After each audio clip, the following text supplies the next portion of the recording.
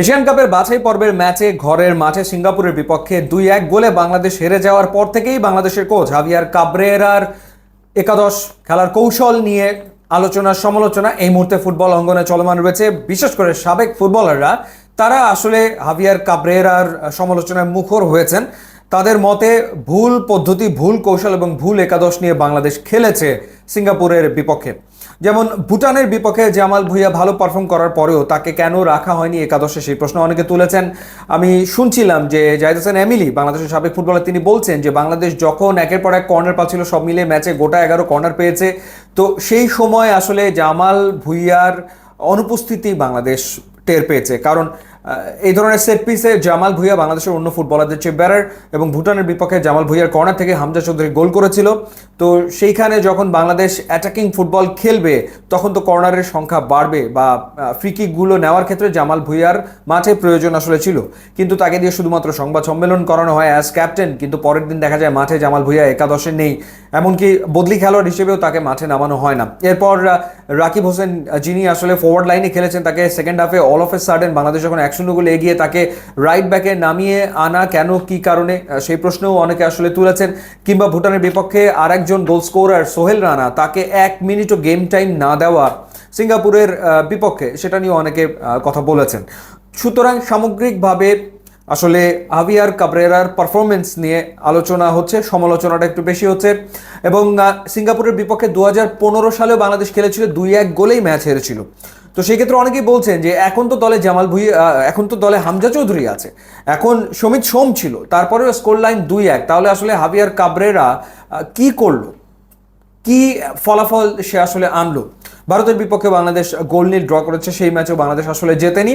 তো এরকম একটা অবস্থায় বাংলাদেশ ফুটবল ফেডারেশনের নির্বাহী সদস্য সাখাওয়াত হোসেন ভুঁইয়া, শাহিন ভাই হিসেবে পরিচিত, তিনি আজকে যে বাংলাদেশ ফুটবল ফেডারেশনের সংবাদ সম্মেলন ছিল, সেখানে তিনি সরাসরি কোচ হাভিয়ার কাবরেরার পদত্যাগ চেয়েছেন, এবং তিনি বলেছেন যে দেশের 18 কোটি মানুষের চাওয়া এটি। তো বাইরে থেকে ফুটবল ফ্যানদের বলা বা আমাদের বলা এক ব্যাপার, আর বাফুফের একজন সদস্যের বলা কিন্তু আরেক ব্যাপার। অর্থাৎ বাফুফের একজন সদস্যের বলা মানে দাঁড়ায় হচ্ছে এটা বাফুফের বক্তব্য। পরে অবশ্য তাবিদ আওয়াল তিনি বলেছেন যে যেটা হয়েছে সেটা আনফর্চুনেট, এটা নিয়ে আমরা ইন্টারনালি আলোচনা করব। অর্থাৎ এই বিষয়ে আসলে একমত তাবিদ আওয়াল না। এবং হাভিয়ার কাবরেরার প্রসঙ্গে তাবিদ আওয়ালের কাছেও জানতে চাওয়া হয়েছিল, এবং তিনি বলেছেন যে এটা আসলে এখনও প্রি ম্যাচিওর প্রশ্ন, এবং উত্তর দিলেও প্রি ম্যাচিওর হবে। আমাদের একটা স্ট্যান্ডার্ড প্রক্রিয়া রয়েছে যেখানে জাতীয় দল কমিটি অ্যাসেসমেন্ট ও রিভিউ হবে, সেখানে অ্যাসেসমেন্ট হওয়ার পর প্রশ্নের উত্তর দেওয়া যাবে। এই মুহূর্তে আসলে হাভিয়ার কাবরেরার ব্যাপারে বাফুফে কি সিদ্ধান্ত নিবে? কোচকে যে কোনো সময় বাংলাদেশ ফুটবল ফেডারেশন স্যাক করতে পারে, কিন্তু স্যাক করতে গেলে আগে মাথায় রাখতে হবে যে বাফুফে কোচ হিসেবে কাকে নিয়োগ দিতে যাচ্ছে। রাতারাতি কিন্তু ফুটবল কোচ পাওয়া খুবই মুশকিলের ব্যাপার। আলোচনা সাপেক্ষে জাতীয় দলের দায়িত্ব নেয় কোচরা, আমরা তো সেটা দেখি ইন্টারন্যাশনাল পর্যায়ে, যে লম্বা সময় ধরে আলোচনার পর একজন একটা দেশের ফুটবলের দায়িত্ব নেয়। সো রাতারাতি ফুটবলে কিন্তু এভাবে কোচ পাওয়াটা মুশকিল। শুধুমাত্র ফুটবলে কেন, ক্রিকেটেও আসলে মুশকিল। একটা সময় ধরে আসলে আলোচনা চলে, তারপরে ভালো মানের কোচ পাওয়া যায়।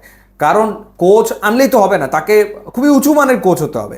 এখন বিষয়টা হচ্ছে যে অনেকে আলোচনা করছে যে মানের ফুটবলার হামজা চৌধুরী কিংবা সমিত সোম, আসলে হাভিয়ার কাবরেরা সে মানের কোচ না, তার মানে আরও ভালো কোচ লাগবে। এখন আরও ভালো কোচ যদি পেতে হয়, সেটা রাতারাতি পাওয়া তো আসলে সম্ভব না, সময় সাপেক্ষ ব্যাপার। আলোচনা শুরু হলে হয়তো কয়েক মাস লেগে যেতে পারে কোচ পেতে। এখন হংকংয়ের বিপক্ষে বাংলাদেশের খেলা অক্টোবর মাসে, তো সেই ক্ষেত্রে হাতে আছে কয় মাস, খুব বেশি সময় তো নেই। তো এই সময়ের ভিতরে আসলে all of a sudden coach পাওয়াটা একটা দ্রোহ ব্যাপার, কঠিন ব্যাপার, সহজ কিন্তু না। কোচ যদি পাওয়াও যায়, সে এসে দায়িত্ব গ্রহণ করার পর প্লেয়ারদেরকে চেনা জানা এবং সেই অনুযায়ী ফরমেশন ঠিক করা, তাদেরকে দিয়ে খেলানো, সেটার জন্য সময় প্রয়োজন। সেটাও তো রাতারাতি আসলে হবে না। অর্থাৎ হংকংয়ের বিপক্ষে ম্যাচ অক্টোবরে, এখন তার 10 দিন 15 দিন 1 মাস আগে যদি একজন কোচ আসে, 1 মাসের ভেতরে কি সে একটা দল রেডি করে ফেলতে পারবে কিনা, সেটা একটা বড় প্রশ্ন। সেটাও কিন্তু খুব কঠিন ব্যাপার না, এটা আসলে হয় না, সম্ভব না। কারণ একটা দেশের ফুটবল বুঝতে তার সময় লাগবে, প্লেয়ারদেরকে চিনতেই তো সময় লেগে যায় কয়েক মাস। তো সেই বিষয়টাও মাথায় রাখার ব্যাপার আছে। অপশন 2 কোনটা? অপশন 2 হচ্ছে হাভিয়ার কাবরেরার জায়গায় বাংলাদেশ চাইলে এখন একজন লোকাল কোচ নিতে পারে, লোকাল কোচ দিয়ে কাজ চালাতে পারে। এখন লোকাল কোচ দিয়ে কি বাংলাদেশ টিম এই মুহূর্তে চলবে, সেটা একটা প্রশ্ন না? তো লোকাল কোচ কি বাফুফে আসলে নিয়োগ দেবে কিনা? আন্ডার 19 আমাদের ছোটন ভাই দায়িত্ব পালন করেছেন, সেখানেই অনেকে প্রশ্ন তুলেছেন যে কেন তাকে দিয়ে কাজ করানো হচ্ছে, কেন এখানে আরো ভালো মানের কোচ আনা হচ্ছে না। ইনফ্যাক্ট আরো একটা ডিসিশন বাংলাদেশ ফুটবল ফেডারেশনকে নিতে হবে, সেটা হচ্ছে আন্ডার 23 এশিয়ান কাপের বাছাই পর্ব বাংলাদেশ খেলবে এবং সেটা সেপ্টেম্বরে। বাংলাদেশের প্রতিপক্ষ ইয়েমেন, সিঙ্গাপুর, ভিয়েতনাম, অর্থাৎ কঠিন সব প্রতিপক্ষ। সেই দলটার কোচের দায়িত্বে কে থাকবে সেই সিদ্ধান্ত এখন পর্যন্ত বাফুফে নিতে পারেনি। সো বাফুফে হাভিয়ার কাবরেরাকেও দায়িত্ব দিতে পারে, কারণ আন্ডার 23 টিমের পারফরমেন্সের উপর বেস করে অনেকে হয়তো জাতীয় দলে জায়গা করে নিতে পারে। তো সেই ক্ষেত্রে হাভিয়ার কাবরেরার কথা চিন্তা করছে বাফুফে, যে তাকে দিয়ে এই অ্যাসাইনমেন্টও করিয়ে অক্টোবরে বাংলাদেশ খেলবে হংকংয়ের বিপক্ষে, সেটাও হতে পারে। আবার এই টিমের জন্য অন্য একজনকে অ্যাসাইন করা হতে পারে কোচ, সেই সিদ্ধান্ত বাফুফেকে নিতে হবে। সুতরাং বেশ কয়েকটা টাফ কল বাফুফেকে নিতে হবে। এখন দেখার ব্যাপার বাফুফে আসলে কিভাবে করে ডিল করে।